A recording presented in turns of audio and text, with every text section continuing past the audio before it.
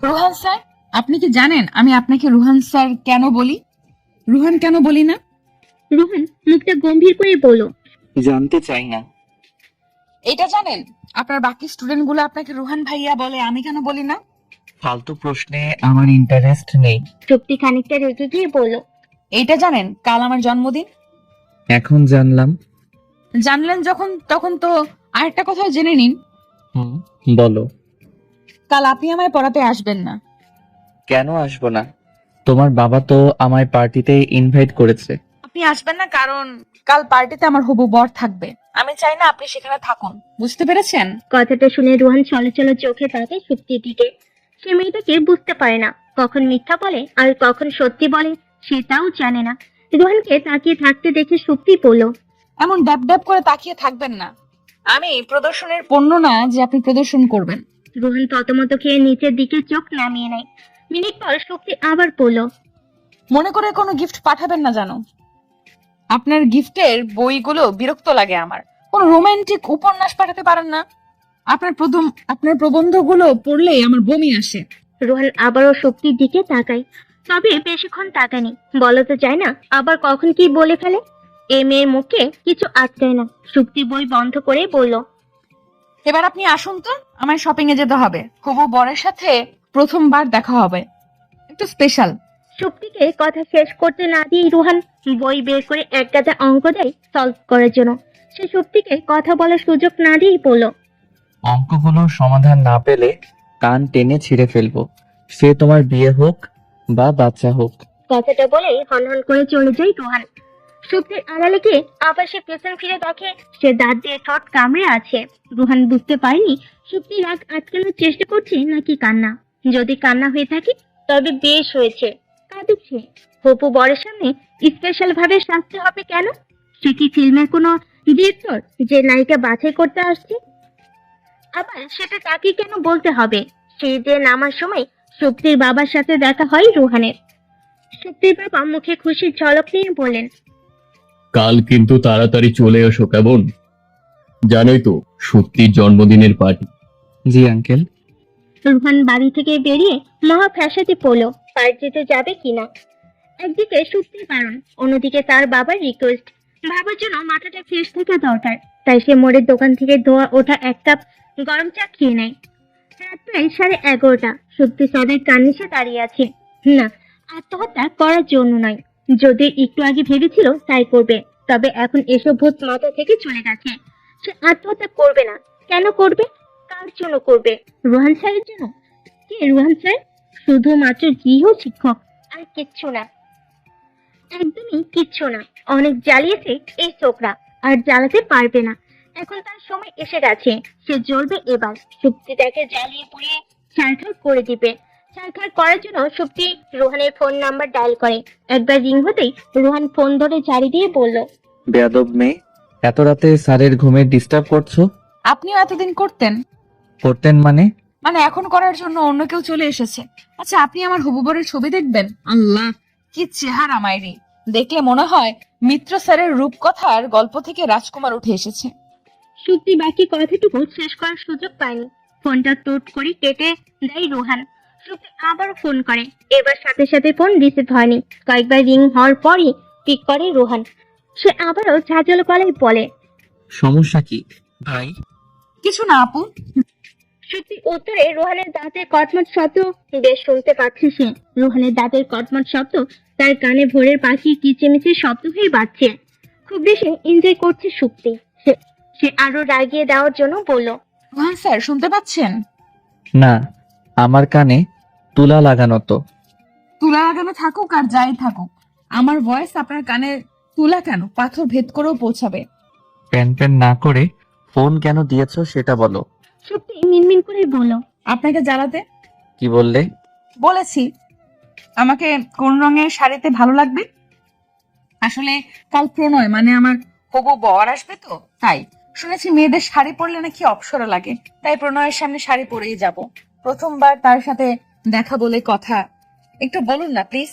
রোহান খট করে ফোনটা কেটে দিয়ে গট করেই বন্ধ করে দেয়।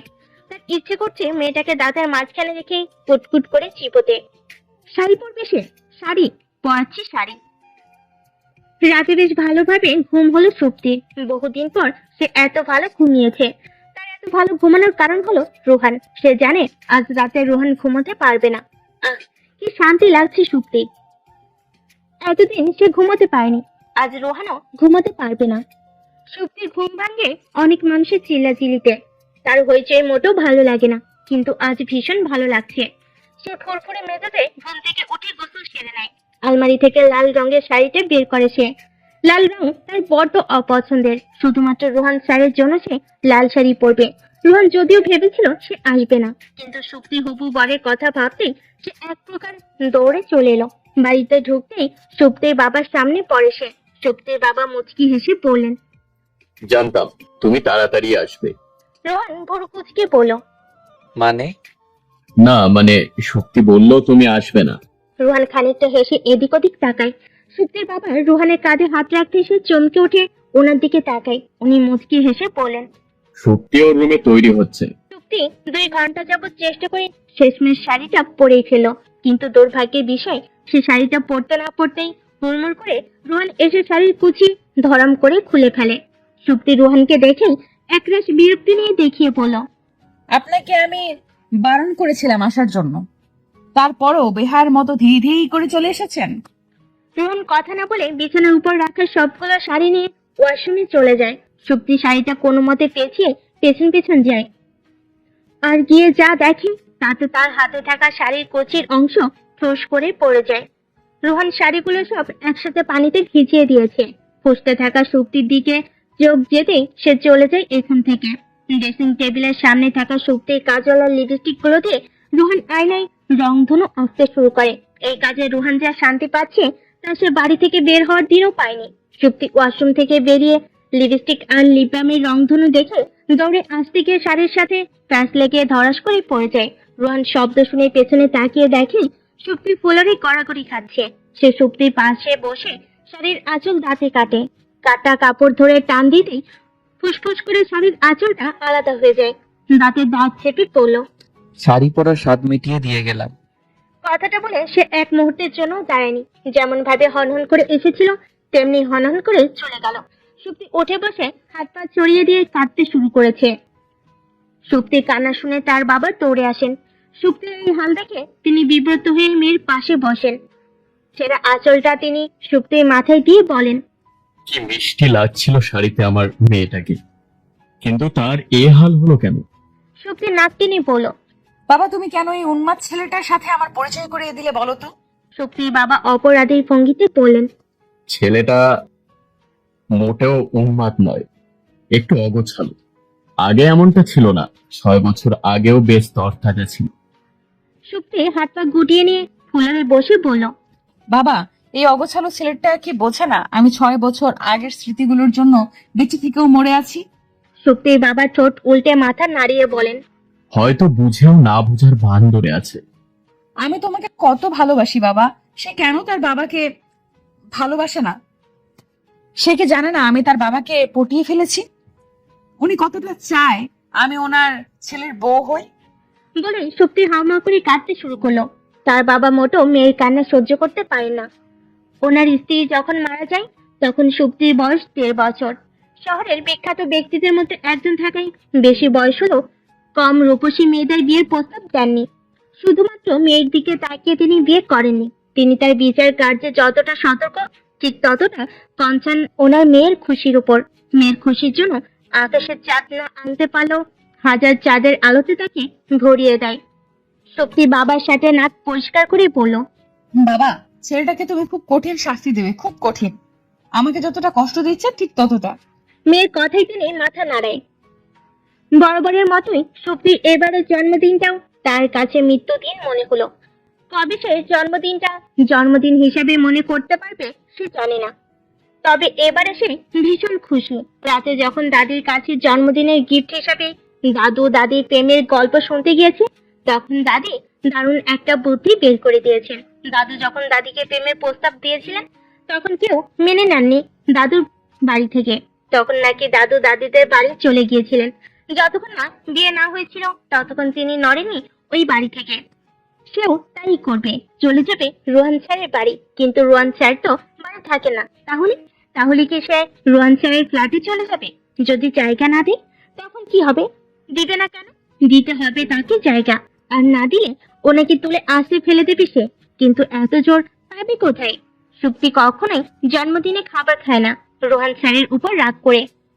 তবে আজ খাবে, গাপুস গুপুস করে সব খাবার আছে একাই সাবার করে ফেলবে। মোটা হয়ে গেলেও মোটা হয়ে গেলেও খাবে। তাকে যে রোহান স্যারকে আছে দিতে হবে। আস্তে আস্তে সে তাকে দুমড়ে মুচড়ে ফেলবে। ভাবতেই পৈশাচিক আনন্দ হচ্ছে তার। দেরি না করে চটপট সে খাবার টেবিলে চলে যায়। তার বাবা তাকে খাবার টেবিলে দেখে হকচকিয়ে ওঠেন। শক্তি চেয়ারে বসে পড়ল। বাবা খাইয়ে দাও তো আজ আমাকে। শক্তির বাবা খানিকটা অবাক আর খুশি হলেও তিনি রাগ দেখিয়ে বললেন, খেতে হবে না, চলে যাও এখান থেকে। তোমার রোহান স্যার তো তোমার উইশ করেন, তাহলে খাবে কেন?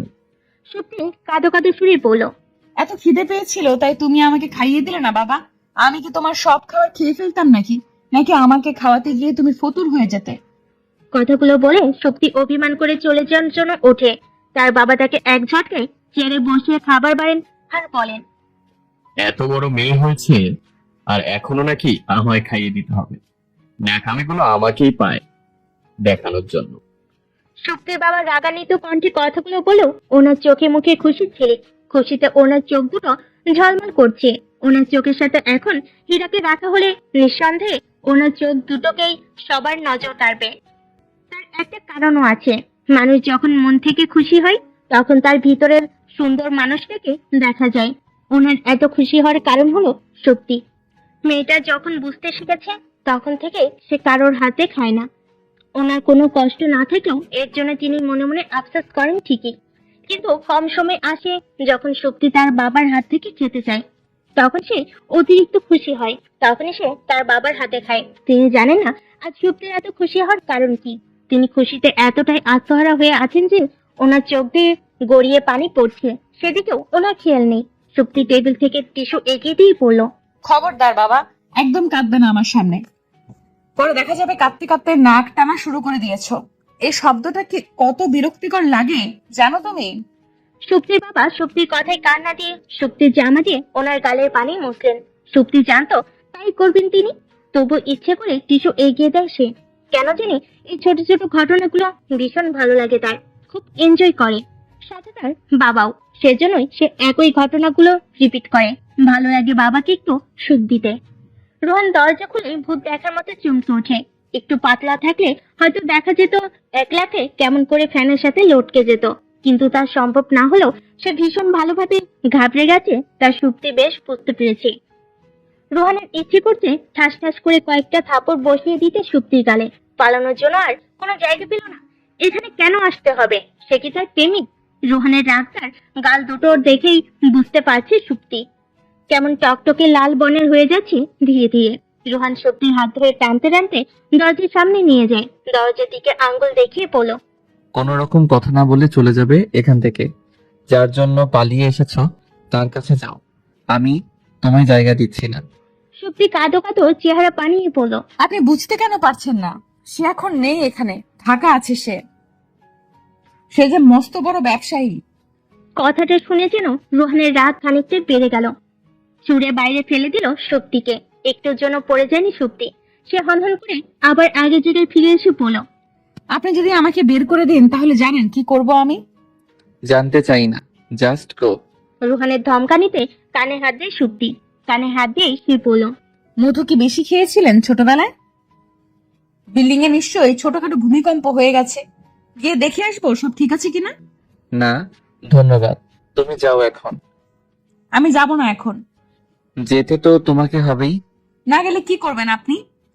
আমি আপনার পারমিশন নিয়ে আসিনি এখানে, আর আপনার পারমিশনে যাবও না। লে হালুয়া, আমার বাড়িতে আমার পারমিশনের দরকার নেই। এটা কি সরকারি ফ্ল্যাট মনে হয়? না, একদমই না। দেখো সত্যি, তুমি চুপচাপ চলে যাও এখান থেকে, আদারওয়াইজ খুব খারাপ হবে। কি খারাপ হবে? যখন কানের নিচে কয়েকটা পড়বে তখন বুঝতে পারবে। আপনি জানেন আমি এখন কি করব? রোহান বিরক্ত হয়ে পড়ল, কি করবে? আপনি যদি আমাকে বের করে দিন তাহলে আমি চেঁচিয়ে সবাইকে জড়ো করব। তারপর সবাইকে বলে বলে বেড়াবো আমাকে বাড়ি থেকে উঠিয়ে নিয়ে এসে এখন আর জায়গা দিচ্ছে না। সুপ্তির কথায় রুহানের চোখ দুটো বাতাবি লেবুর মতো খানিকটা বড় হয়ে গেল। কি ভয়ঙ্কর মেয়ে! এত বড় মিথ্যে কেউ বিশ্বাস করবে না। আমি বললে ঠিক করবে। রুহান খুব ভালো করে জানে সুপ্তি বিশাল মিথ্যাবাদী। সে অনায়াসে বড় বড় মিথ্যা বলে হজম করে ফেলতে পারে। রুহান মনে করে সুপ্তির মিথ্যা কথা শুনে হয়তো কোনো একদিন আকাশে গর্ত হবে, আর সেই গর্তটিতে গড় গড় করে তার উপর সৃষ্টিকর্তার গজব নাজির হবে। না হলে হয়তো দেখা যাবে তার বানানো গল্প শুনে কবিগুরু স্বর্গ থেকে নেমে এসে তাকে উঠিয়ে নিয়ে যাবে ইতিহাস রচনা করার জন্য। কিন্তু 1.5 বছরে সে এমন কিছু ঘটাতে দেখেনি। আপনি কোথায় হারিয়ে গেলেন রুহান স্যার? রুহান ভাবনার সমুদ্র পাড়ি দিয়ে পড়ল। হারাতে দিলে কোথায়? রুহান তার কাজে চলে গেলে সুপ্তি তার বাবাকে ফোন করে। অনেকক্ষণ চেষ্টা করেও তার বাবাকে ফোনে পাওয়া যায়নি। কিছু সময় পর তার বাবা ব্যাক হয়ে পড়ল। সরি মা, আমি কাজে ছিলাম। সুপ্তি অভিমানী সুরে পড়ল। কাজ তো থাকবেই, আমি ফোন করেছি তো। আচ্ছা বলো তো, তোমার একমাত্র সন্তান তো আমি, তাহলে তোমার সব টাকা পয়সাও আমার পাওয়ার কথা, তাই না? হুম। তাহলে আমি রুহান স্যারকে বিয়ে করার পর কোনো কাজ করতে দেব না। তোমার টাকায় আমাদের টুনাটুনি সারা জীবন চলে যাবে। কথাটা বলে সুপ্তি ফোন কেটে দেয়। যদি ফোনে থাকতো তাহলে তার খুব রাগ হতো এখন, কারণ সে জানে এখন তার বাবা তাকে বড় বড় বাণী শোনাবে। বাণী না শোনার জন্য তার আসল কথাই বলা হয়নি, তাই মেসেজে জানিয়ে দেয় কাল তার বরকে নিয়ে আসতে সে। রোহন বাড়ি ফিরে সন্ধ্যার পর এসে সুপ্তিকে বলল, জানো সত্যি, তোমার বাবা তোমাকে একদম ভালোবাসেন না। আপনাকে কে বলেছে আমার বাবা? কেউ বলেনি। তাহলে বুঝলেন কি করে? তুমি বাড়ি থেকে পালিয়ে এসেছো, আর তোমার বাবা কেমন নিশ্চিন্তে বাড়ি বসে আছে। সেটা আপনি কি করে জানলেন? আমি তোমাদের বাড়ি গিয়েছিলাম বিকেলে, তো তোমায় পড়ানোর কথা। তখন ওনাকে দেখে একদম মনে হয়নি উনি তোমার জন্য কোনো টেনশনে আছেন। সুপ্তি রেগে বলল। সুপ্তি কথাটা শুনে এক ছুটে বাথরুমে চলে যায়। তার কারণ সে এখন খুব হাসবে। পেট থেকে হাসি আসছে তার।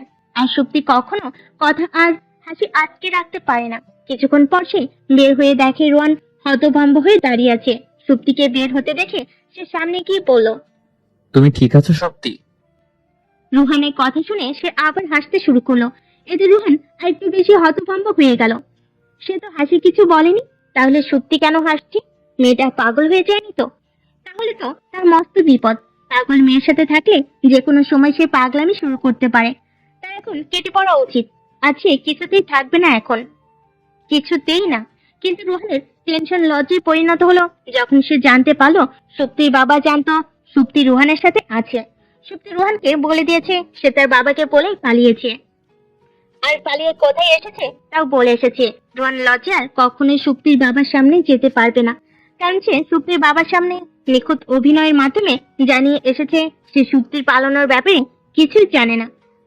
এখন রোহান বুঝতে পারছে কেন তখন সুপ্তির বাবা মিটমিট করে হাসছিল। সুপ্তির করা পরিকল্পনায় ঠান্ডা পানি ঢেলে রোহান চলে গেল রেডিও স্টেশনে। সুপ্তির মাথায় ছিল না যে আজ বৃহস্পতিবার আর শুক্রবার রোহান রাতে রেডিওতে অনুষ্ঠান করে। তার সুপ্তির আর বিয়ে করা হলো না। কত নিখুঁত একটা পরিকল্পনা ছিল তার। রাতে বাবা কাজে নিয়ে হাজির হতো আর সে রোহানের বউ হতো। তখন দেখতো কেমন করে ব্যাটা পালায়, কিন্তু তার আর দেখা হলো না। পৃথিবী ভর্তি কষ্ট নিয়ে সে রাতে ঘুমোতে যায়। রোহানের বিছানায় শুতে তার সব কষ্ট উধাও হয়ে গেল। বিছানায় কি কষ্ট গায়েব করার মেডিসিন রেখে দিয়েছে রোহান। পরদিন সকালে রোহান যখন বাড়ি ফিরল তখন তার অবস্থা শোচনীয়। সারা বিল্ডিং তন্ন করে খুঁজেও সুপ্তিকে কোথাও খুঁজে পাওয়া যায়নি। পঞ্চমবারের মতো সে ছাদ থেকে নেমে এলো। না, নেই, মেয়েটা গায়েব হয়ে গেছে নাকি? গায়েব করে দেওয়া হয়েছে। রোহানের চিৎকার করে কাঁদতে ইচ্ছে করছে, কিন্তু ছেলেদের যে কাঁদতে নেই এইভাবে। চিৎকার করতে না পারলেও চোখ দিয়ে গড়গড় করে গাল বেয়ে পানি পড়ছে। হয়তো কয়েক ফোঁটা পানি টপ করে মেঝেতেও পড়ছে। সে ছেলে হলো কেন? কেন নিজের অনুভূতিগুলো প্রকাশ করতে পারে না? কেন পাগলামি করতে পারে না সুপ্তির মতো করে? একটিবারের মতো ফিরে আসুক, আর কখনো দূরে যেতে দেবে না, কখনোই না। রোহানের অসীম শরীরটা ধীরে ধীরে নেতিয়ে যাচ্ছে। হাঁটু ভেঙে বসে পড়েছে ফ্লোরে। তখনই সুপ্তি টিফিন কেরিয়ার ঝোলাতে ঝোলাতে রুমে আসে। রোহানকে হাঁটু গেয়ে বসে থাকতে দেখে সুপ্তি বলল, আপনার কি খুব খিদে পেয়েছে নাকি হাঁটুতে ব্যথা করছে? স্তব্ধ রুহানকে চুপ থাকতে দেখে সুপ্তি আবারও বলে ওঠে। আপনার নিশ্চয়ই ভীষণ খিদে পেয়েছে, তাই না রোহন স্যার? আপনি তো খিদের চোটে কথাও বলতে পারছেন না। সুপ্তি একটা প্লেটে টিফিন ক্যারিয়ার থেকে খাবার ঢালছে আর বলছে। আপনার দাঁতে প্রবলেম নেই তো, নাকি আপনারও আপনার বাবার মতো কৃত্রিম দাঁত? বলে সুপ্তি হাসতে হাসতে গড়াগড়ি খাচ্ছে। রোহান যে তীক্ষ্ণ দৃষ্টিতে তার দিকে তাকিয়ে আছে সেদিকে খেয়ালই নেই সুপ্তি। কিছুক্ষণ পর সুপ্তি হাসি থামিয়ে বলল। না রোহান স্যার, আমি আমার বাবার জন্য গরুর মাংসের তরকারি নিয়ে গিয়েছিলাম। ওনাকে বেড়ে দিতে উনি দেখি ওনার দাঁত খুলে হাতে নিয়ে আসছেন। আপনার দাঁতও কি এমন নাকি? সুপ্তি কথা শেষ করে আবারও হাসতে শুরু করে। সুপ্তির ভুবন কাঁপানো হাসিতে রুহান উঠে দেয়। সুপ্তির সামনে গিয়ে কানের নিচে একটা চর বসিয়ে দেয়। সুপ্তির মুখরিত করা হাসি নিমিষে কালো মেঘের আড়ালে ঢাকা পড়ে যায়। গালে হাত দিয়ে চলো চলো চোখে তাকায় রুহানের দিকে। ফুপিয়ে ফুপিয়ে কান্না আসছে তার। হাত থেকে কখন যে খাবারের প্লেটটা পড়ে গেছে সেদিকেও খেয়াল নেই। কেউ একজন বলেছিল মেয়েরা নাকি ছেলেদের সব যন্ত্রণার কারণ। তিনি বেঁচে থাকলে সুপ্তিকে দেখে নিশ্চয়ই ওনার কথা তুলে নিয়ে বলতেন, ছেলেরাই প্রকৃত পক্ষে মেয়েদের যন্ত্রণার কারণ। কথাটা মনে মনে উচ্চারণ করে 1 মিনিটও দাঁড়ায়নি সুপ্তি। গাল ঘুষতে ঘুষতে চলে যায় সে। পেছনে তাকায় উনি। পেছনে তাকালে হয়তো দেখতো লাল চোখের মানুষটা হাত মুঠ করে দাঁড়িয়ে তার দিকে অপলক তাকিয়ে আছে। রুহানের সাথে শক্তির দেখা হয় না বেশ কদিন ধরে। রুহান আর পড়াতে আসে না।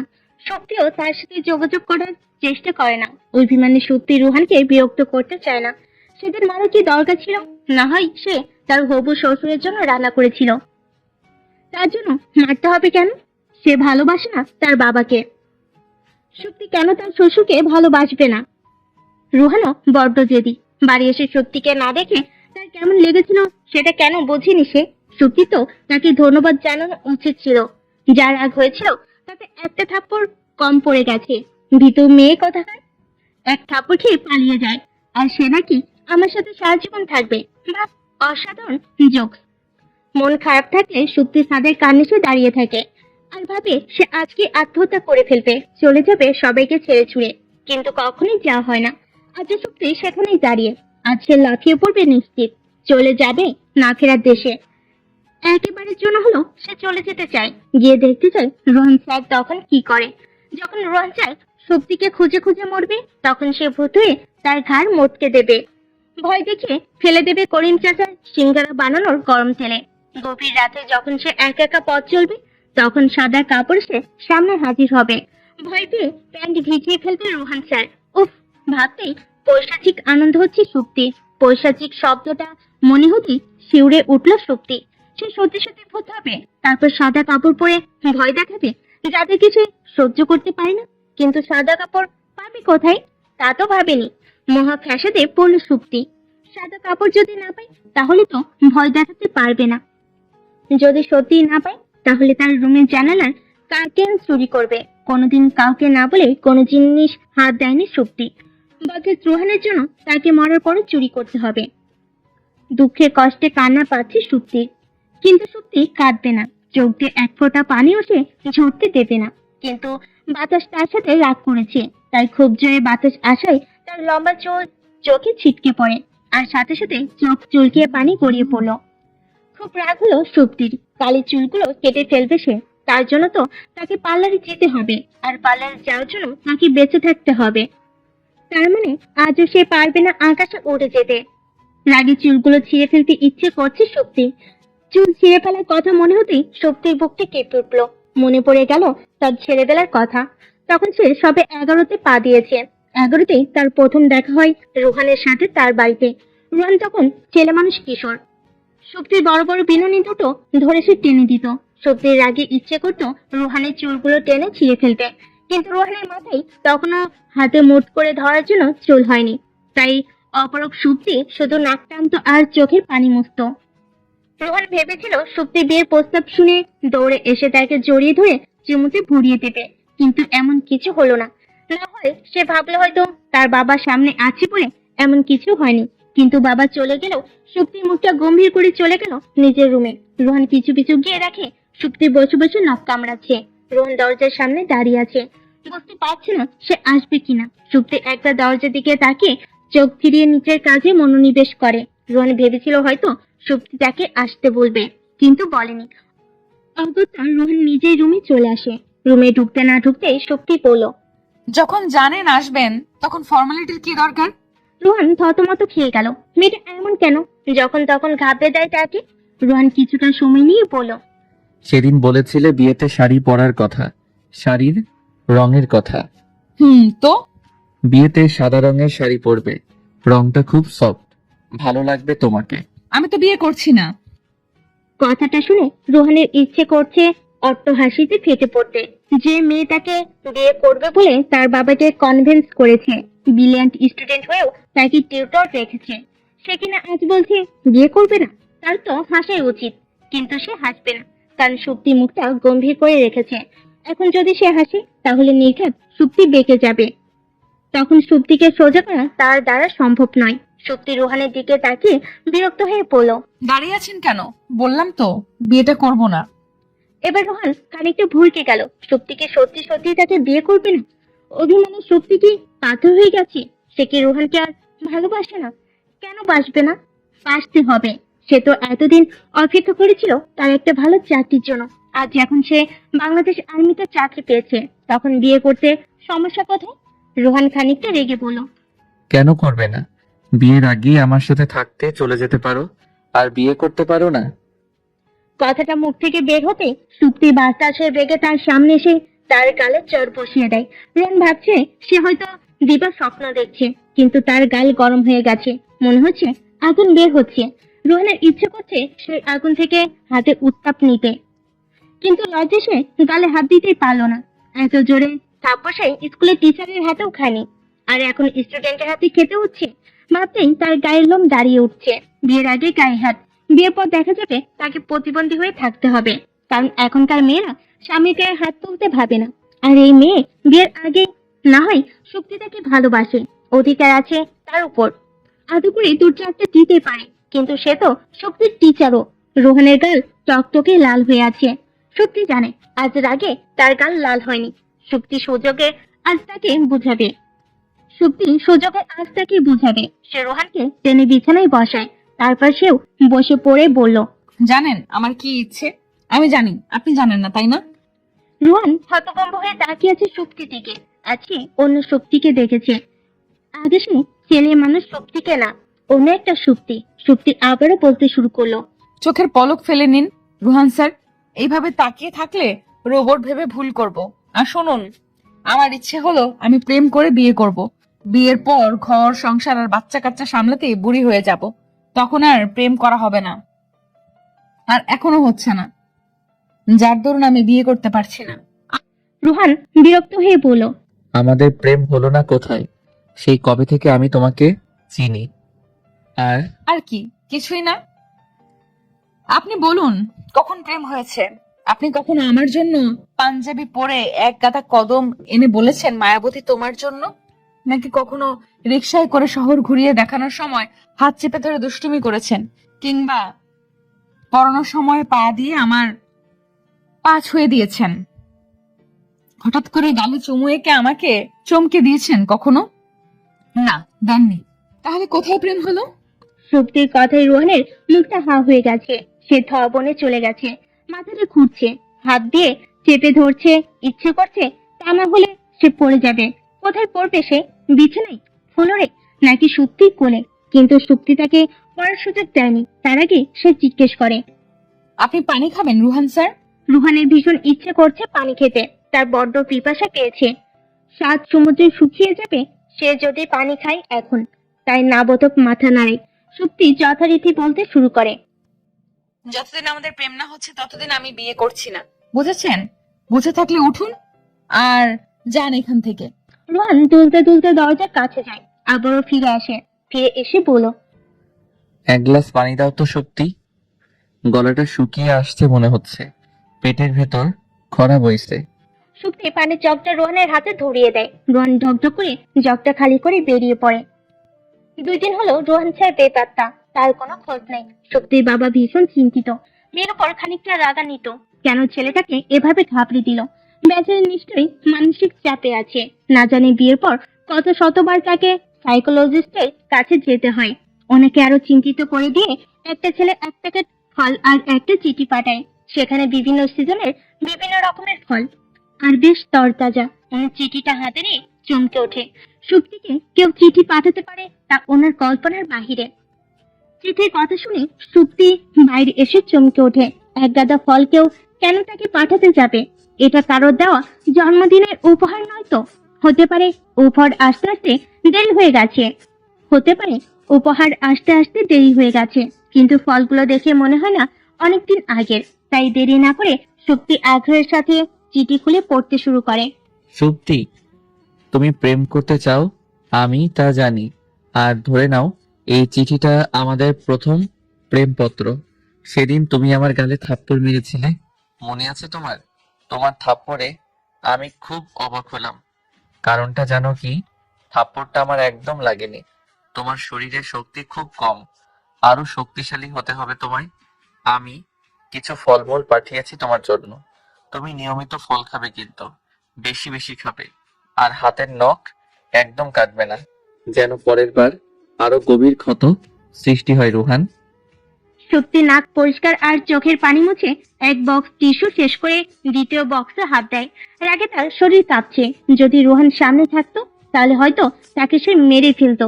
চিঠিটা ইচ্ছে করছে টুকরো টুকরো করে ভিন্ন ভিন্ন নদীতে ফেলে দিয়ে আসতে, কিন্তু প্রথম প্রেম পত্র হয়, সেটা করতে পারছে না। সুপ্তি কি রোহানকে বলেছিল চিঠি দেওয়ার কথা? কেন সে চিঠিটা দিল? আর যদি সে চিঠি না দিত তাহলে সুপ্তি আবেগে আপ্লুত হয়ে বারবার চিঠি পড়তো না, সারাক্ষণ চিঠির দিকে তাকিয়ে থাকতো না। আর তার সিঁড়ি থেকে পড়ে পাও ভাঙতে হতো না। এখন তাকে ঘরে বসে ডেটিং করতে হচ্ছে। ভাবতে সুপ্তি ইচ্ছে করছে ভ্যাঁ ভ্যাঁ করে কেঁদে ফেলতে, কিন্তু সে তার মন মতো কাঁদতেও পারছে না। তার বাবা স্ট্রিক্টলি বলে দিয়েছে যদি তার কান্নার আওয়াজ তার বাবার কানে যায় তাহলে তাকে বাড়ির বাইরে বসিয়ে দিয়ে আসা হবে। তার বাবাও কেমন দিন দিন নিষ্ঠুর হয়ে যাচ্ছে। রোহান অর্ধেক উঠে হাঁপাচ্ছে। ইচ্ছে করছে পাইপটা ছেড়ে দিতে, তারও হাত পা ভাঙ্গুক। তখন সেও সুপ্তিকে বলবে লুকিয়ে চুরিয়ে দেওয়াল টপকে পাইপে তার সাথে দেখা করতে। যখন তার বাবা জানে সব, তখন লুকিয়ে লুকিয়ে কেন দেখা করতে হবে? এক গ্লাস পানি খেতে পারলে ভালো হতো। রোহান পানি খেতে পারেনি ঠিকই, তবে মশার কামড় খেয়ে তার হুঁশ আসে। আর যখন হুঁশ ফিরে তখন ভয়ঙ্কর একটা কথা তার কানে আসে। নিচ থেকে কেউ একজন চেঁচিয়ে বলে উঠল, স্যার, আপনি কি ঘুমিয়ে পড়েছেন নাকি ভাবিকে ভয় পাচ্ছেন? রোহানের ইচ্ছে করছে এক্ষুনি নেমে গিয়ে তার জুনিয়র কলিগটাকে পাশের ডোবা থেকে চুপিয়ে আনতে, তাহলে তার মন হালকা শান্তি পেত। কিন্তু তার অবস্থা এখন কাদায় পড়া হাতির মতো। না সে কিছু বলতে পারছে, না হজম করতে পারছে। বহু কষ্টে সে বেলকুনি পর্যন্ত আসতে সক্ষম হয়। কাল সে মসজিদে গিয়ে 2 রাকাত নফল নামাজ আদায় করবে। ধীর পায়ে সে পাশের রুমে যায়। অন্ধকার রুম থেকে সে ফোন বের করা মাত্রই তার মাথায় ভারী কিছু আঘাত পায়। মাগো বলে চিৎকার করতেই আরো কয়েকটা কিল ঘুষি তার পিঠে পড়ে। সুপ্তির বাড়ির কাজের মেয়েটার চোর বলে চিৎকার করছে আর রোহানকে পেটাচ্ছে। সুপ্তির গভীর ঘুম না ভাঙলেও পাশের রুম থেকে তার বাবা চলে আসেন। লাইট অন করে রোহানকে দেখে কাজের মেয়েটার হাত থেকে পেন্সিল বক্সটা ঠুস করে ফ্লোরে পড়ে যায়। সবার চিল্লাচিল্লিতে সুপ্তির ঘুম না ভাঙলেও এবার তার ঘুমটা ভেঙে যায়। সে হকচকিয়ে জিজ্ঞেস করে, কি হয়েছে? এখানে মানুষ কেন এত? আপনি কি করছেন এত রাতে রুহান স্যার? সুপ্তির কথায় রোহানের ইচ্ছে করছে তার স্টারি নাইট পেন্ডিং এর দেওয়ালটাই মিশে যেতে, তবে রাগে না লজ্জায় তার জানা নেই। রোহান শুধু নিষ্পাপ শিশুদের মতো তাকিয়ে আছে সুপ্তির দিকে। সুপ্তির বাবা বিরক্ত হয়ে তানুকে বললেন, এত বছর ধরে কাজ করেও তুই রুহানকে চিনতে পারলি না। ছেলেটাকে চোর চোর বলে গালি দিচ্ছিস। তানু মুখটা বিপদের মতো করে বলল, মাইরি কইতেছি জজ সাহেব। তিনি এমনি লাফাইয়া নামছে, আমি তো মনে করছিলাম বুঝি কোনো চোর আয়া পড়ছে। সুপ্তির বাবা তানুর কথায় আরো বিরক্ত হলেন। তিনি মেয়েটাকে সহস্রবার সঠিক ভাষায় কথা বলতে বললেও মেয়েটা বলবে না। তিনি মেয়েটাকে সহস্রবার সঠিক ভাষায় কথা বলতে বললেও মেয়েটা বলবে না। এই মেয়ের জন্য তিনি অনেক জায়গায় অপমানিত হয়েছেন। তানুর থেকে তিনি মাইটি কথা শুনতে শুনতে একবার কোর্টে পর্যন্ত বলে ফেলেছিলেন। এরপর থেকে টানা 3 মাস তিনি তানুকে বাক্যকরণ শিখিয়েছিলেন, তবুও মেয়েটা ঠিকভাবে বলতে পারে না। তিনি রোহানের অপরও আজ বিরক্ত বোধ করছেন। ছেলেটার মাথা হয়তো সুপ্তির সাথে থেকে থেকে ড্যামেজ হয়ে গেছে, না হলে কেউ অনুমতি থাকা সত্ত্বেও কেন চুরি করে বাড়ি আসবে? সুপ্তির বাবা আর টানু চলে গেলে সুপ্তি ঠোঁট দুটো প্রসারিত করে বলল, আমি খুব খুশি হয়েছি রুহান স্যার, আপনি সত্যি সত্যি আমার জন্য এত পরিশ্রম করেছেন। I am really impressed. এখন তোমারও উচিত আমাকে ইমপ্রেস করা, খুশি করা। কি করে করি বলুন তো? আপনি আমার জন্য কোনো উপহার আনেননি। চাইলে সেখান থেকে আপনাকে 50% দিতে পারি, কিন্তু আপনি তো কিছুই আনেননি। রোহান মিনমিন করে বলল। এনেছি তো, এক চিমটি ভালোবাসা। আর আমি 50 না, পুরো ভাগই নিয়ে ছাড়বো। সুপ্তি ভুরু কোচকে বলল। আপনার কথা আমার কান পর্যন্ত আসছে না রুহান স্যার, একটু সামনে এগিয়ে আসুন তো। সুপ্তি বলতে না বলতেই রোহান সুপ্তির পাশে এসে বিছানায় বসে পড়ে। সুপ্তি ঘাবড়ে গিয়ে বলল। আমি তো এতটা সামনে আসতে বলিনি রুহান স্যার। রোহান ফিসফিস করে বলল। আমি তোমার জন্য উপহার এনেছি সুপ্তি, তোমার টইটুম্বর ভালোবাসার জন্য একটা চুমু। সুপ্তি রোহানের কথায় হতভম্ব হয়ে তাকিয়ে আছে তার দিকে। রোহান এমন কিছু বলতে পারে তা তার ধারণার বাইরে। কি হলো সুপ্তি, তুমি 50% ফিরিয়ে দেওয়ার জন্য প্রস্তুত তো? আমার ঘুম পাচ্ছে রুহান স্যার, আপনি জানতো এখান থেকে। রোহান মুচকি হেসে বলল। যাওয়ার জন্য এসেছি আমি, আগে এই পাওনাটা বুঝে নেই। প্রায় ভোর হতে চলো। সুপ্তির দু চোখে এখনো ঘুম ধরা দিচ্ছে না, চিনচিন করছে ব্যথার জায়গাটা। না, পায় না। তার ঠোঁটে ঠোঁট দুটো ফুলে আছে। হয়তো ঘুম থেকে উঠে দেখবে ফুলে কলা গাছ হয়ে আছে। চিলকার নিশ্চয়ই ছোটবেলায় সবাইকে কামড়ে দেওয়ার অভ্যাস ছিল, তাই এখন সেই অভ্যাসটা বাদ দিতে পারেনি। বারবার নিজেকে আয়নায় দেখছে সুপ্তি। মিষ্টি কালারের শাড়িটাতে তাকে অস্বাভাবিক মিষ্টি লাগছে। ইচ্ছে করছে নিজের গাল দুটো নিজে টেনে দিতে। রোহান স্যার যখন দেখবেন তখন কি তারও ইচ্ছে হবে গাল টেনে দিয়ে বলতে, কোন রূপকথার রাজকন্যা তুমি, যার চোখে স্বপ্ন বুনেছি আমি। ভাবতে গাল দুটো লজ্জায় লাল হয়ে আসছে। আয়নায় আরো একবার তাকিয়ে আনমনে সুপ্তি ভাবলো সে এত সুন্দর কেন হলো। একটু খারাপ দেখতে হতো, তখন না হয় সেও দেখতো রোহান স্যার তাকে কেমন ভালোবাসে। সুপ্তি টিফিন বক্সে রোহানের প্রিয় ইলিশ আর চিংড়ি কচুর চালু নিয়ে শেষবারের মতো আয়নায় নিজেকে দেখে নেয়। প্রথমবারের মতো রোহানের জন্য খাবার নিয়ে যাচ্ছে সে। তার আগে সে হবু শ্বশুরের সাথে দেখা করতে যায়। লোকটা ঠিক তার বাবার মতো। এমন ভালো একজন মানুষের সাথে কেন যে থাকতে চায় না রোহান। বড্ড ভাবায় সুপ্তিকে ব্যাপারটা। রোহানের বাবা আজহার সাহেব সুপ্তির চোখের নিচ থেকে কাজল নিয়ে তার কানের পেছনে লাগিয়ে দিয়ে মুচকি হেসে বললেন। তোমার শাশুড়ি মা থাকলে হয়তো তাই করতো। সত্যি আকাশ ছোঁয়ার আনন্দ নিয়ে রোহানের কাছে যায়, কিন্তু সে রোহানের সাথে দেখা করতে গিয়ে যা দেখে তাতে তার মাথা হ্যাং হয়ে যায়। মেয়েটা রোহানের হাত ধরে অবলীলায় কথা বলে যাচ্ছে, আর রোহানকে দেখে সুপ্তির মতো মনে হচ্ছে না সে এতে বিরক্ত। সুপ্তি রোহানের ডেস্কের কাছে গিয়ে বেশ শব্দ করে টিফিন বক্স রাখে। মেয়েটা হালকা ভয় পেয়ে রোহানের হাত ছেড়ে দেয়। রোহান বিরক্ত হয়ে বলল। এগুলো কি ধরনের অসভ্যতা সুপ্তি? সুপ্তি হাত পা কাঁপছে, রাগে তার শরীর থেকে আগুন বের হচ্ছে। মানুষের বিশেষ ক্ষমতা থাকলে হয়তো সে দেখা যেত ধোঁয়া বের হচ্ছে তার শরীর থেকে, কিন্তু সেই ক্ষমতা না থাকে কেউ দেখতে পায়নি সুপ্তির রাগগুলো।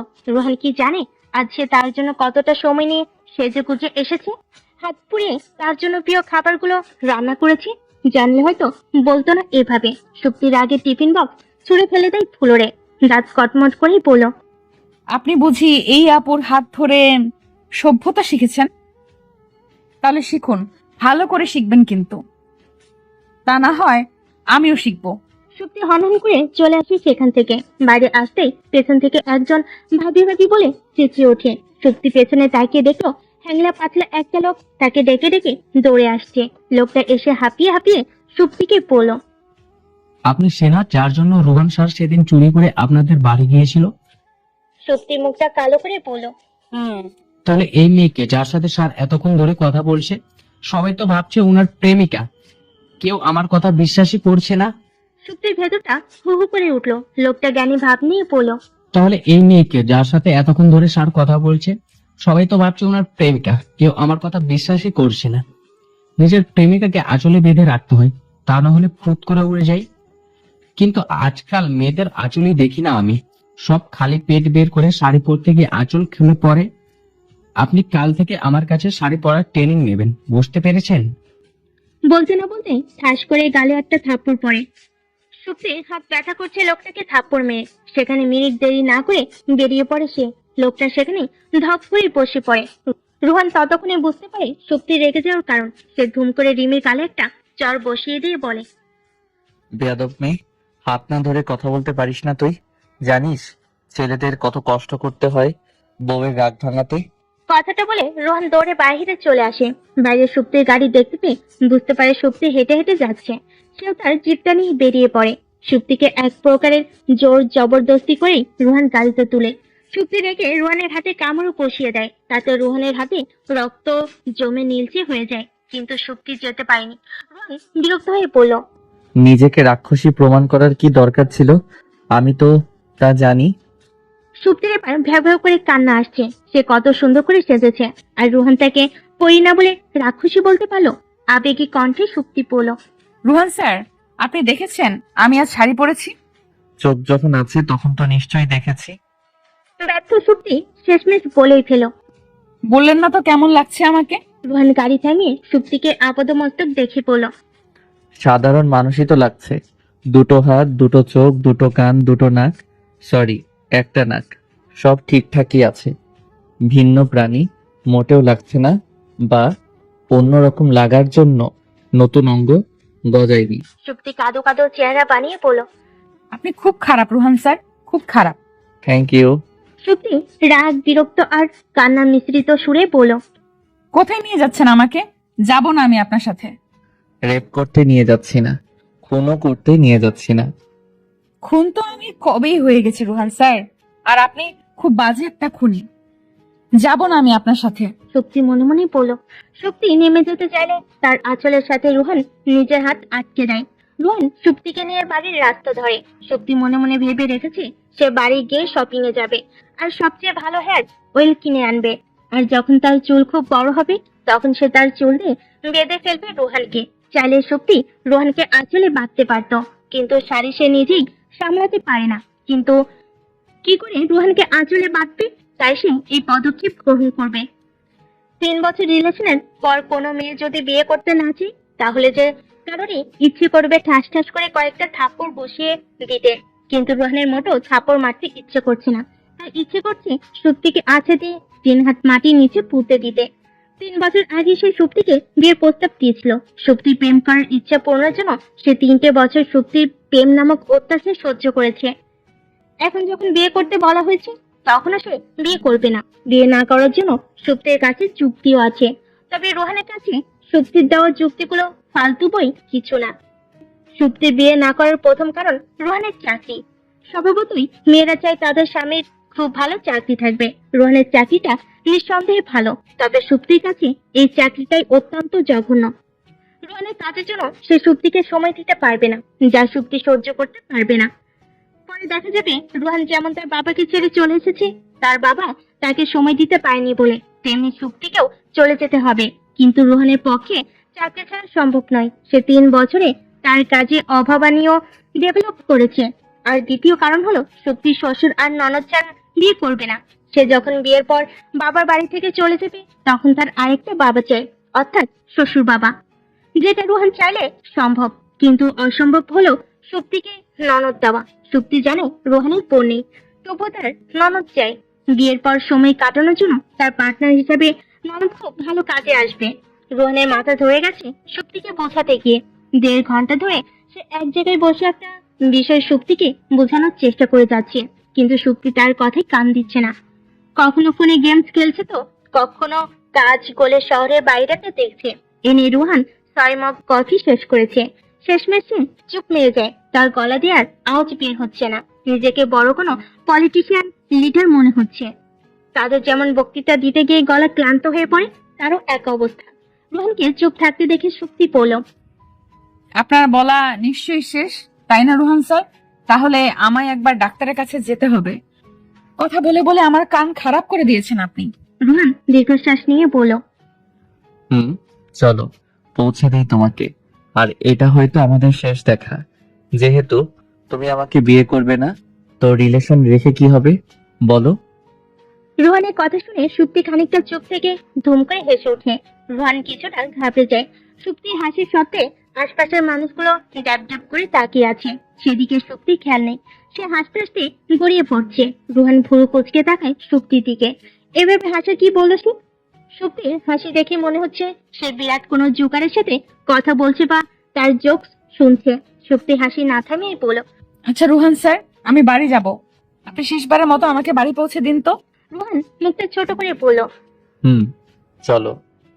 হুমায়ুন স্যার বলেছিলেন পৃথিবীর সবচেয়ে সুন্দর পতাকা নাকি বাতাসে ওড়া মেয়েদের চুল। রুহানের কাছে কথাটা এতদিন হাস্যকর মনে হলো আজ সে কথাটা উপলব্ধি করতে পারছে। সুপ্তিকে অমায়িক সুন্দর লাগছে আজ।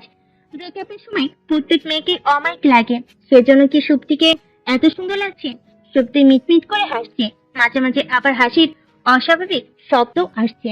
হাসির শব্দটা রুহানের বুকে ধপধপ করে হাতুড়ি পেটাচ্ছে, কিন্তু হাতুড়ি মারার শব্দটা সুপ্তির কানে আসছে না। সে আপন মনে হেসে চলেছে। সুপ্তি খুব ভালো করে জানে রোহন মরে গেলেও সুপ্তি ছাড়া অন্য কাউকে ভাবতে পারবে না।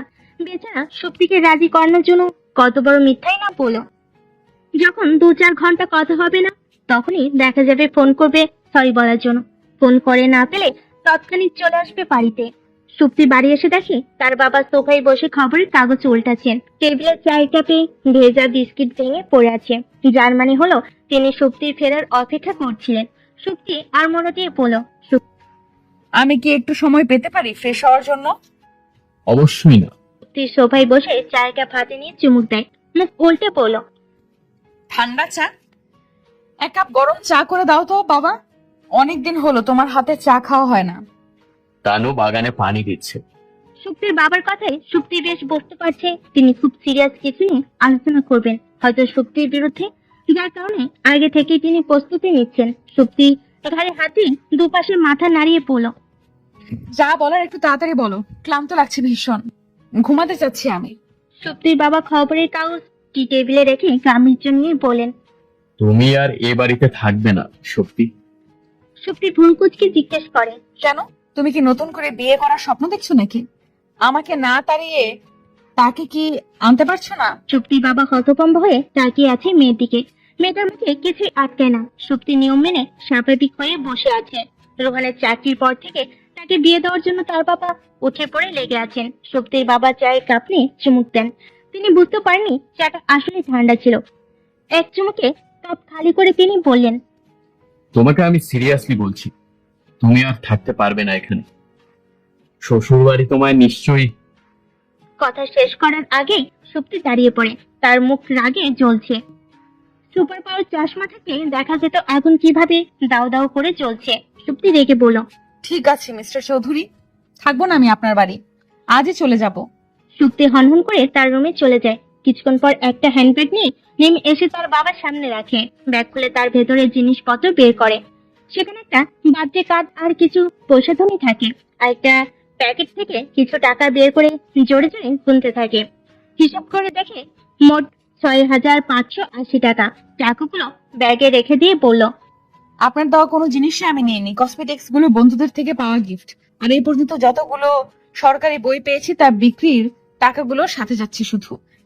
সত্যি ভাঙতি টাকাগুলো অর্থাৎ 580 টাকা তার বাবার দিকে এগিয়ে দিয়ে বলল, যে কাপড়গুলো গায়ে আছে তাও তার দাম পরিশোধ করে দিয়ে যাচ্ছি, নিন ধরুন। শক্তির বাবা টাকাগুলো নিয়ে মুখের হাসি রেখা টেনে বলল, আলহামদুলিল্লাহ, অন্তত কিছু টাকা তো পেতাম। শক্তি ঠোঁট ফুলিয়ে ব্যাগ হাতে নিয়ে চলে যায় বাড়ি থেকে। রাস্তায় বেরিয়ে নিজেকে সন্ন্যাসিনী লাগছে। তারা যেমন এক বস্তে বাড়ি থেকে বের হয়, সেও ক্যামেরায় বস্তে বের হয়েছে। তো এখন কোনো বাবার মাজারে যাবে, সেখানে সেটেল হবে। শক্তির বাবার মাথায় আকাশ ভেঙে পড়লো যখন তিনি জানতে পারলেন শক্তি রোহানের কাছে যায়নি। অস্থির হয়ে তিনি সারা বাড়ি পায়চারি করছেন, বারবার উঁকি দিয়ে দেখছেন এই বুঝি মেয়েটা এলো। বিকেল পেরিয়ে সন্ধ্যা হলে তিনি হাত পা ছেড়ে কান্না শুরু করে দিয়েছেন। রোহান শক্তির জানা শোনা সব জায়গায় খোঁজ নিয়েছে, কোথাও পাওয়া যায়নি তাকে। শক্তির বাবা একটু পরপর নাক টানছেন আর রোহানের দিকে তাকাচ্ছেন। ছেলেটার এক পায়ের প্যান্ট হাঁটুর নিচে, আর এক পায়ের প্যান্ট গোড়ালির উপর। সেও রীতিমতো দাঁতের নখ কাটছে আর পায়চারি করছে। উস্কো চুলে তাকে এখন পাগল মনে হচ্ছে শক্তির বাবার কাছে। ওনার ইচ্ছে করছে ফোন নিয়ে একটা ছবি তুলে রাখতে, পরে শক্তিকে দেখে খুব করে হাসা যেত, কিন্তু ওনার শরীরটা উঠতে চাইছে না। ক্লান্ত হয়ে একসময় ওনার চোখ দুটো বুঝে আসে। রন আবারও তার গাড়ি নিয়ে ছুটে চলে শক্তির খোঁজে। তার একবার বাথরুমে যাওয়ার দরকার ছিল, কিন্তু সময়ও তার হাতে। তাকে যে শক্তিকে খুঁজে বের করতে হবে। শক্তির কিছু হলে সে নিজেই মরে যাবে। সে জানালার বাইরে তাকাতে পারছে না, হো হো করে কান্না আসছে। কতটা রাত পেরিয়ে গেছে। শক্তি ক্লান্ত হয়ে রাস্তার পাশে বেঞ্চিতে বসে পড়ে। তার বড্ড কান্না পাচ্ছে। না, বাড়ি থেকে বের করে দেওয়ার জন্য নয়, রোহানের কথা মনে পড়ার জন্যও নয়, তার কান্না পাচ্ছে তার ব্যক্তিগত সম্পদগুলোর জন্য, আলমারি ভরা জামা কাপড়গুলোর জন্য, জন্মদিনে বাবার দেওয়া দামি পারফিউমগুলোর জন্য, বিশেষ মানুষের দেওয়া ঘড়িটার জন্য, তার সাজানো গোছানো ঘরটার জন্য। তার চোখের অশ্রুগুলো বাদ ভেঙে গড়িয়ে পড়তে চাইছে, কিন্তু তার অশ্রু ঝড়ের আগেই সে একটা মেয়েলি কণ্ঠ শুনতে পায়। সামনে তাকিয়ে দেখে মেয়েটা হিংস্র চোখে তাকিয়ে আছে তার দিকে। মেঘের গর্জনে মেয়েটা বলল, এই যে মহারানী, এটা আমার জায়গা, ভালো করে যদি নিজের রাস্তা ধরেন। রাস্তা কখনো নিজের হয় না, হয় সরকারের নয়তো সৃষ্টিকর্তার। মেয়েটা ভুল কুচকে তাকায় সুপ্তির দিকে, তার চোখে প্রশ্ন, আতঙ্ক আর ক্ষোভ প্রকাশ পাচ্ছে। মেয়েটাকে এভাবে তাকিয়ে থাকতে দেখে সুপ্তি দুঃখী সুরে বলল, তোমাকেও কি বাড়ি থেকে বের করে দেওয়া হয়েছে? মেয়েটা দীর্ঘশ্বাস নিয়ে বেঞ্চের অপর পাশে বসে, হাতের ব্যাগ থেকে একটা আয়না বের করে নিজেকে দেখতে দেখতে বলল, করেই তো দিয়েছে। সৎ মায়ের সংসারে কখনো অবাকিতে জায়গা হয় না। আমার নাম সুপ্তি। মেয়েটা মুখ কুচকে বলল, নাম জিজ্ঞেস করিনি আমি। কেউ নাম বললে নিজের নামও তাকে বলতে হয়, এটা ভদ্রতা। আমি নাম বললাম কখন? বললেই তো অভাগী। আসলেই তো অভাগী আমার নাম। তো তুমি কি রাস্তায় রাস্তায় ঘুরো? আমিও ঘুরবো। রাতে কি এখানেই শুয়ে পড়ো? আমাকে ভাগ দিও তো, একটুতেই হবে।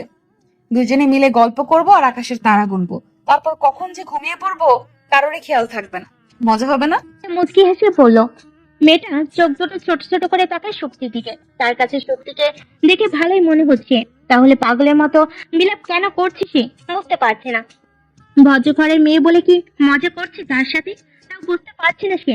শক্তি মেয়েটাকে মুগ্ধ হয়ে দেখছে। মেয়েটার বয়স হয়তো 18 থেকে 19 হবে।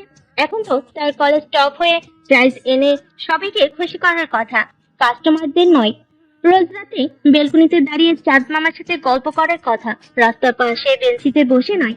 শক্তি মেয়েটার দিকে তাকিয়ে মুখে হাসি রেখে টেনে বলো, আচ্ছা, তোমার নাম কি? ফুলটুসি। এমন কারো নাম হয় নাকি? মেয়েটা মাথা নাড়ে। শক্তি ভুরু নাচিয়ে বলো, তাহলে বাবার দেওয়া নাম পাপিয়া, নিজের বানানো নাম ফুলটুসি। ফুলটুসি। তুমি কখনো স্কুলে গিয়েছো? কথাটা শুনে পাপিয়ার মুখটা গম্ভীর হয়ে যায়, চোখ দুটো ছলছল করছে। ছোট চোখে তাকে বড্ড মায়াবী লাগছে সুপ্তির কাছে। সুপ্তি একটু বেশি উৎসাহ নিয়ে বলো, বলো না তোমার জীবনের গল্পটা। কেউ আমাদের গল্প শুনতে চায় না, আমরা অন্য পৃথিবীর মানুষ।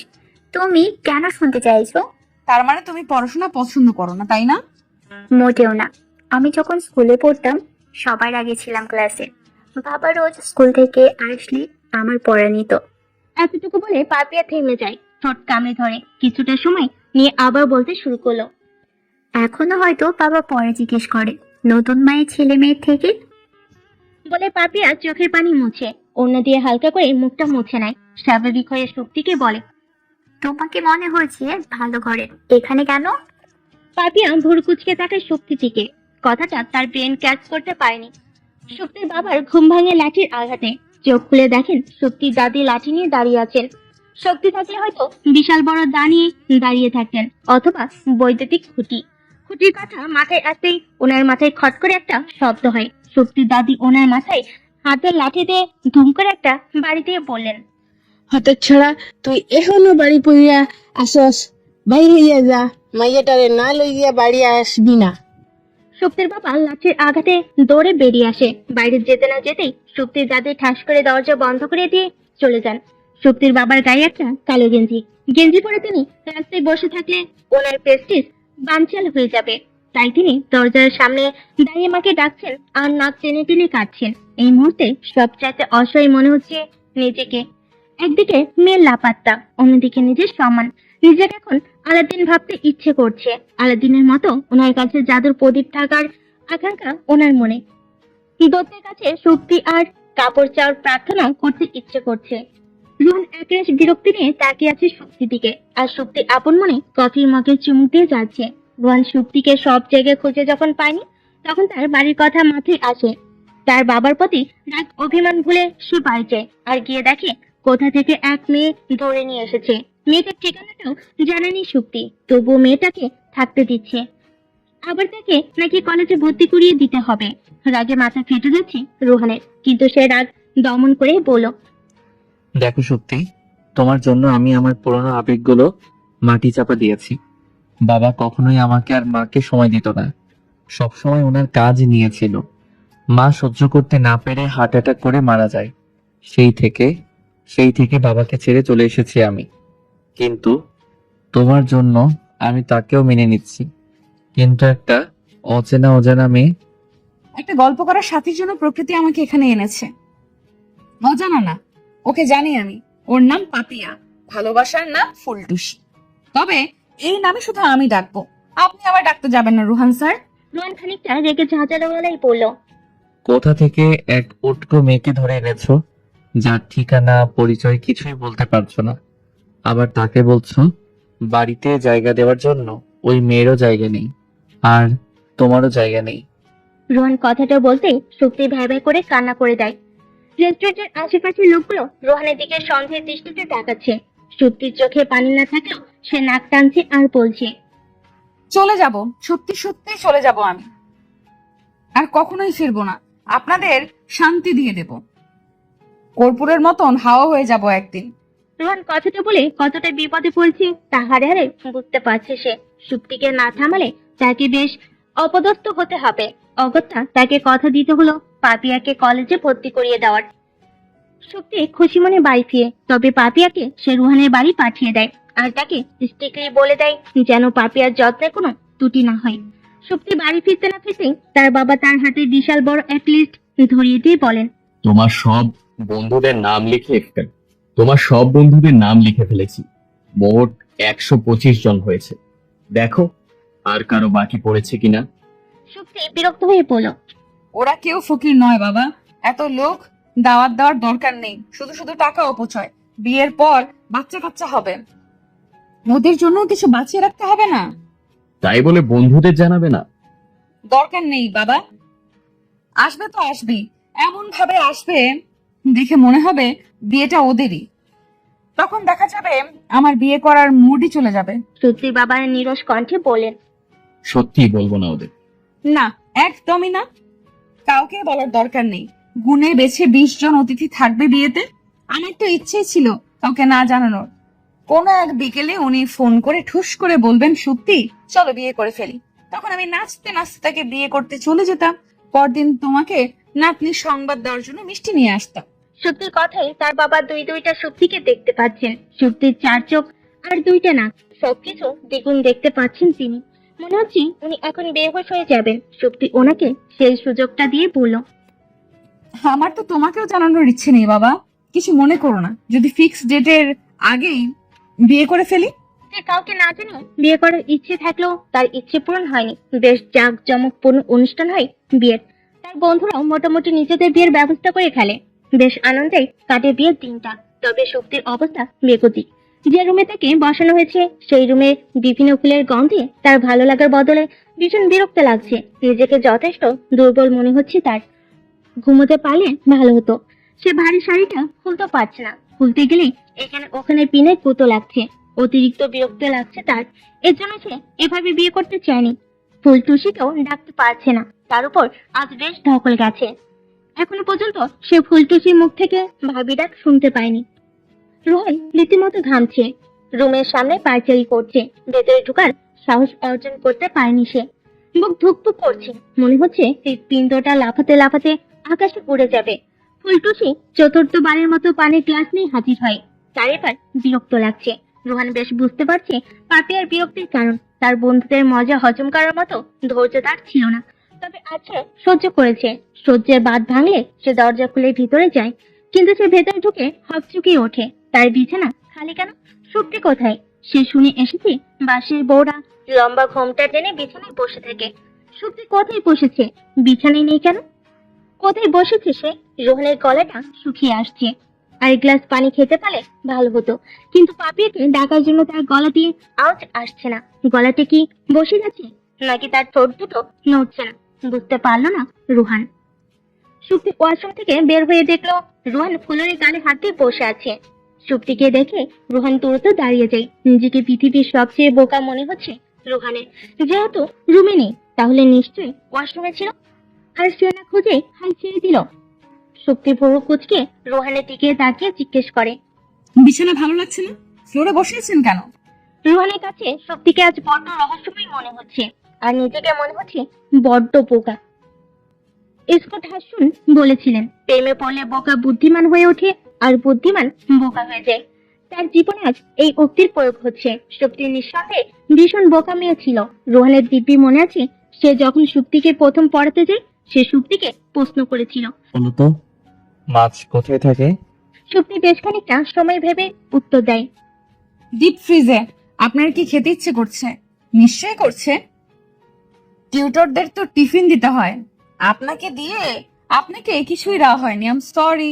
কাল থেকে আপনাকে রোজ মাছ ভাজি দেওয়া হবে, কোনো টেনশন নিয়েন না। তখন থেকেই রোহান শক্তির প্রোফাইল বুঝে গিয়েছিল। রোহানের মাছ ভাজি খাওয়ার ভাবনা শক্তির কথাই উড়ে যায়। শক্তি রাগী কণ্ঠে বলে, চিন্তা করার হলে হিমালয়ে চলে যান, ঘরে বসে না। রোহান রীতিমতো ভরকে গেছে। শক্তি নিশ্চিত বুদ্ধিমতী হয়ে গেছে। সে মিথ্যা বলে শক্তি ধরে ফেলতে পারে। বুদ্ধিমতী মেয়ে আর স্ত্রীর সাথে কথা যে কেউ বলতে পারে না। আর রোহানের এমনিতেও মিথ্যা বলার অভ্যাসটা নেই, তাই সে আমতা আমতা করে বলল, আসলে আমি এসে তোমাকে পাইনি তো, তাই চিন্তিত ছিলাম। ভেবেছিলাম তুমি হয়তো খাটের নিচে থাকতে পারো। চেক করতে গিয়ে পড়ে যাই, ওঠার আগেই তুমি চলে এসেছো। মানে আমি আপনার সাথে হাইড অ্যান্ড সিক খেলছিলাম নাকি? না, তবুও খুঁজেছিলাম। যদি না পাই তাহলে ধরে নিতাম তুমি পালিয়েছো, কিন্তু তুমি এর আগেই চলে এসেছো। পালাইনি, তবে পালাতে পারি। রোহানের চোখ দুটো ধপ করে জ্বলে উঠলো। পালাবে মানে? এত পরিশ্রম করে বিয়ে করেছে, আর মেয়ে বলছে পালাবে? তা সে হতে দেবে নাকি? ঠ্যাং ভেঙে কোলে বসিয়ে রাখবে। সাহস কত মেয়ের! তবে রোহানের সাহস শক্তির কথাই শেষ করে ফল করলো। শক্তি পড়লো, আমার জন্য গিফট এনেছেন? বাসরে তো বর বউকে গিফট দেয়, আপনি দিবেন না? রোহানের মাথায় কথাটা ভুলেও আসেনি। সে এতটাই ঘাবড়েছিল, এসব চিন্তা তার কল্পনাই ছিল না। রোহানকে চুপ থাকতে দেখে শক্তি বলল, ঠিক আছে, ব্যাপার না। আমি কিন্তু আপনার জন্য একটা সারপ্রাইজ গিফট এনেছি। রোহান উৎসুক হয়ে জিজ্ঞেস করে, কি গিফট? ওখানে টেবিলে রাখা আছে, নিজে গিয়ে দেখে নিন। রোহান এক প্রকার নাচতে নাচতে টেবিলের কাছে যায়। আলাদা সে তাই আটখানা যখন টেবিলের উপর একটা চিরকুট দেখতে পায়। শক্তি নিশ্চয়ই রোহানের চিঠির উত্তর লিখেছে। তার আলাদি মুখখানা ফ্যাকাশে হয়ে যায়। চিরকুটের উপর ডিভোর্স লেটার লেখা দেখে শক্তির বাবা শক্তির সব জিনিসপত্র ছুড়ে ছুড়ে ফেলেছেন। বাড়ির সামনে বিশাল বিশাল 3টা ট্রাক এসে দাঁড়িয়েছে। তেমন জিনিসপত্রগুলো ট্রাকে তুলছে। তার কাজে 4জন সার্ভিস কর্মী সাহায্য করছে। তিনি সত্যি কোনো জিনিসই বাড়িতে রাখতে চান না। যেখানে ওনার মেয়ে নেই সেখানে তার জিনিসপত্র কেন থাকবে? কত করে শক্তিকে বলো এ বাড়িতে থাকার জন্য, কিন্তু সে দেরি দেরি করে শ্বশুর বাড়ি চলে গেল। আর যখন তিনি যেতে চাইলেন তখন শটান বলে দিল, খবরদার বাবা, তুমি একদম যাবে না। অন্তত 15 দিন তুমি ওদিকে তাকাবেও না। লোকে যেন না বলে মেয়ের সাথে সাথে মেয়ের বাবাও চলে এসেছে। কেমন বেহায়া বাপ মেয়ে! মেয়েটা বিয়ের সাথে সাথে স্বার্থপর হয়ে গেছে। সাধারণত ছেলেরা বউ পেয়ে বাবা মাকে দৌড়ে ঠেলে দেয়। তিনি এমন ঘটনা বহুবার দেখেছেন। ওনার জীবনে ব্যতিক্রম ঘটনা ঘটেছে। মেয়েটা যাওয়ার সময় একবার জড়িয়ে ধরে 2 ফোঁটা চোখের পানি পর্যন্ত ঝরানি। কত স্বার্থপর হলে মেয়েটা এমন করতে পারলো? ওনার শুকানো এমন হবে উনি কল্পনাও করেনি। উনি শক্তির টেডিগুলোর দিকে তাকিয়ে একটা টেডি হাতে নেন, তারপর উচ্চ স্বরে বলেন, ওকে, ওকে গিয়ে বলে দিও আমি এবার সত্যি সত্যি বিয়ে করব। যখন আরেকটা মেয়ে হবে তখন তাকে বিয়ে দিয়ে এ বাড়িতে রেখে দেব।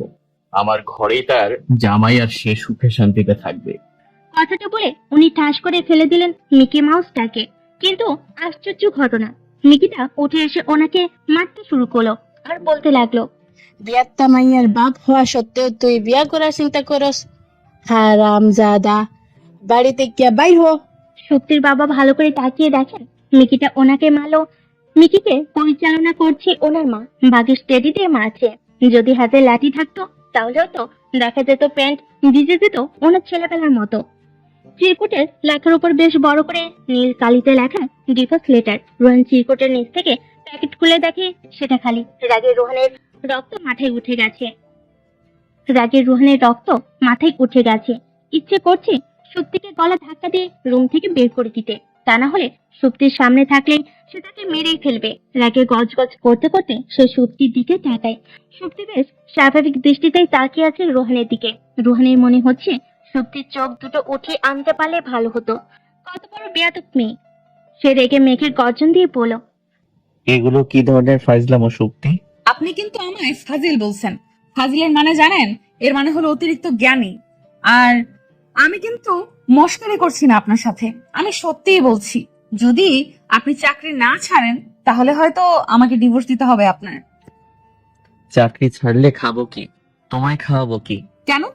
রিক্সা চালাবেন, চিন্তা করবেন না, আমি রিক্সা কিনে দেব। তারপর রোজ চন্দ্রিমার রাতে আমি আর আপনি রিক্সায় করে শহর ঘুরবো, দুজনের মুঠো ভরে জ্যোৎস্না কুড়াবো। আহা, ভাবলে মনটা ফুরফুর করছে। রোহান স্তব্ধ হয়ে সুপ্তির কথা শুনছে। সে কথা বলার জন্য ভাষা হারিয়ে ফেলেছে। সুপ্তি হেলে দুলে বিছানায় গিয়ে পা তুলে বসে, মুখটা ছোট করে বলে, রুহান স্যার, আমার ভীষণ খিদে পেয়েছে, একটু খাবারের ব্যবস্থা করবেন দয়া করে। রোহান সেখানে এক জায়গায় স্থির হয়ে দাঁড়িয়ে আছে। নড়তে ভুলে গেছে সে। সুপ্তি অনুনয় করেই বলল, প্লিজ রুহান স্যার, সেদিন বাবা নাকি আমার কথায় 2টা শক্তিকে দেখেছিল, আর আজ আমি 4টা রুহান স্যার দেখতে পাচ্ছি। কথাটা বলতে বলতে সুপ্তি বিছানায় পড়ে যায়। সুপ্তির পড়ার শব্দ রোহানের বুকে ঠাস করে তবলা বাজায়। দৌড়ে সুপ্তি কাছে যায়। সুপ্তি সুপ্তি বলে ডেকে ওঠে। ঘাবড়ে যায় রোহান। সুপ্তি উঠছে না কেন? বেহুশ হয়ে যায়নি তো? নাকি বেহুশ হওয়ার ভান করছে? রোহান সুপ্তির মুখে পানি দেওয়ার জন্য পানি গ্লাস খুঁজে, কিন্তু গ্লাসে পানির বদলে জুস পায় সে। জুস হাতে দাঁড়িয়ে রোহান চিন্তা করছে কি করবে। বেশ কিছুক্ষণ চিন্তা ভাবনা করে সে জুসটা তৃপ্তির মুখে ঢেলে দেয়, কিন্তু তৃপ্তি রেসপন্স করেনি। সে সুপ্তির মুখের সামনে উপর হয়ে বলল, সত্যি? তুমি কি সত্যি বেহুশ হয়ে গেছো? আমি শুনেছি কেউ বেহুশ হলে নাকি সে খুব দ্রুত শ্বাস প্রশ্বাস নেয়, কিন্তু তুমি তো খুব স্বাভাবিকভাবেই শ্বাস প্রশ্বাস নিচ্ছ। কথাটা বলে রোহান কিছুটা সময় পর মুচকি হাসে। সুপ্তির পাশে শুয়ে পড়ে, দীর্ঘশ্বাস নিয়ে বলে, আমার বিয়ে করা বউয়ের উপর শুধু আমার অধিকার, সেখানে কোনো পিঁপড়ের ছোঁয়াও লাগতে দেব না। কিন্তু তোমার মুখের উপর থেকে মিষ্টি জুস না সরালে সেখানে পিঁপড়ে ঠিকই চলে আসবে। তারপর তারা কামড়ে দিতেও পারে, কিন্তু আমি বেঁচে থাকতে তারা কেন কামড়াবে বলো? তবে আমার মনে হচ্ছে তুমি পিঁপড়ের কামড় খেতে চাও। অ্যাজ ইউ উইশ, শক্তি। সেদিন সুপ্তির মুখের জুস পিঁপড়ে খেয়েছিল, তবে পিঁপড়েটা ভীষণ বড় ছিল, মানুষের মতো দেখতে একটা পিঁপড়ে। পরবর্তীতে সুপ্তির কোনো ইচ্ছেই পূরণ হয়নি। রোহানের সাথে রিক্সায় করে জ্যোৎস্না করানোর হয়নি। রোহানের সাথে রিক্সায় করে জ্যোৎস্না করানোও হয়নি। রোহান চাকরিটা ছাড়েনি, বরং সে ডেভেলপ করে। শক্তির বাবা 3 বছরে প্রায় 2 বছরে শক্তির শ্বশুরবাড়ি কাটায়, যার শাস্তি স্বরূপ তিনি প্রতি 3 মাসে রোহানের ছুটির ব্যবস্থা করে তাদের ঘুরতে পাঠাতে হয়। শক্তিকে কেউ ভাবিও বলে না। বছরখানিক পরেই ফুলটসের বিয়ে হয়ে যায়। বড় লন্ডনে প্রাইভেট কোম্পানিতে চাকরি করে। পাপিয়াকে নিয়ে সেখানে চলে যায়।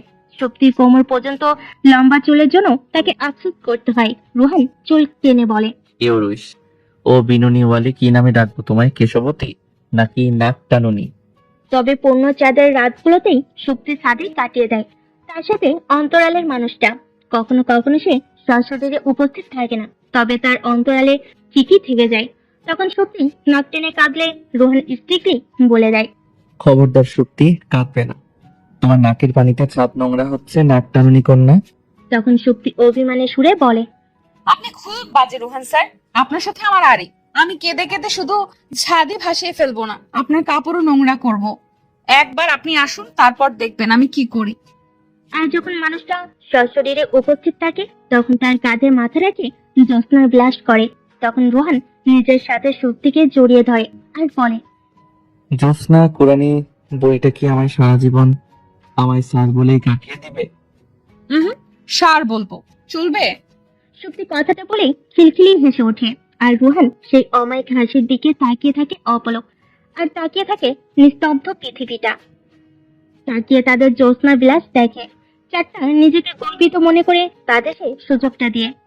রাতটা চলে যেতে চায় না তাদের সুন্দর মুহূর্তটা ছেড়ে। নিষেধা পাখিগুলো মিটমিটিয়ে হেসে ওঠে তাদের দেখে। চলতে থাকুক তাদের এই ভালোবাসাবাসী। জীবনের পূর্ণতা পাক।